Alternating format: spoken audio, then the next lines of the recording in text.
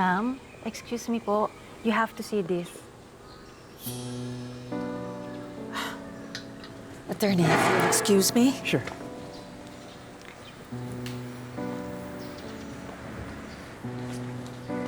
Nagkagulo ho, ma'am, sa lunch ni Miss Greta V. Breaking news! Isang kaguluhan ang sumiklab sa magaganap sanang launching ng Bellatrix.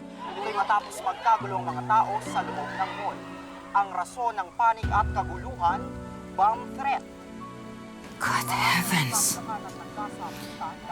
Look, tawagan mo si Greta.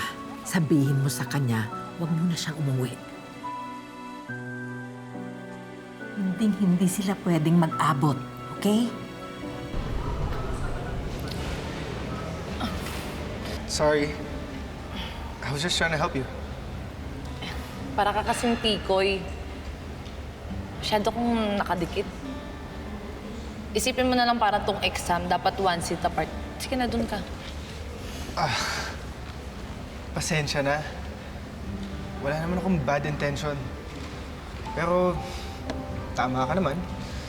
Baka magalit yung boyfriend mo. Anong boyfriend? Wala akong boyfriend, no?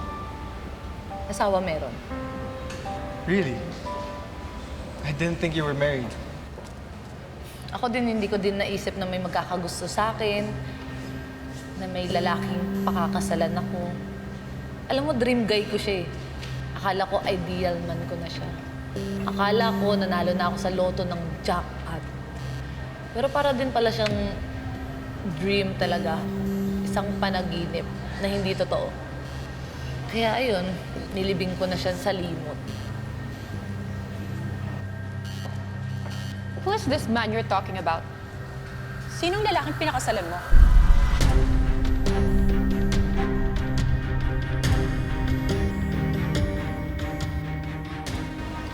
Sorry, but based on my research, it was never mentioned that you're married.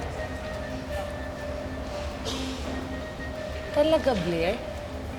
Kini-research mo kung ano ko subject para pag-aralan mo. Well, I had to. Kasi close ka na sa amin.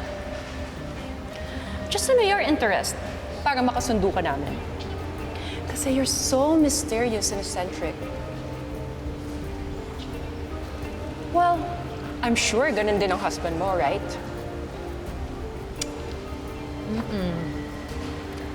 Nagpakasal kami sa ibang bansa, walang invited, walang reception, walang mga pictures, kaya wala kang masisearch sa social media. Sinikreto kasi namin lahat eh. Kaya baka hindi kami nagtagal. How sad naman. Alam mo bang mas sad siya sa akin? Kasi pinatay ko na siya. Kasama ng kabit niya. Pero syempre, joke lang, no? Feeling niyo talaga killer ako? Hello, sa sobrang perfect ng kamay ko, hindi ko dudungisan ng kahit kaninong dugo to. Inatake sa puso yung dati kong asawa, kaya siya namatay. Ikaw ba, Jared? Married ka na ba? You're silly. Engaged pa lang kami ni Jared. Malay mo naman. Malay mo, may secret relationship din siya before. Kagaya ko, di ba?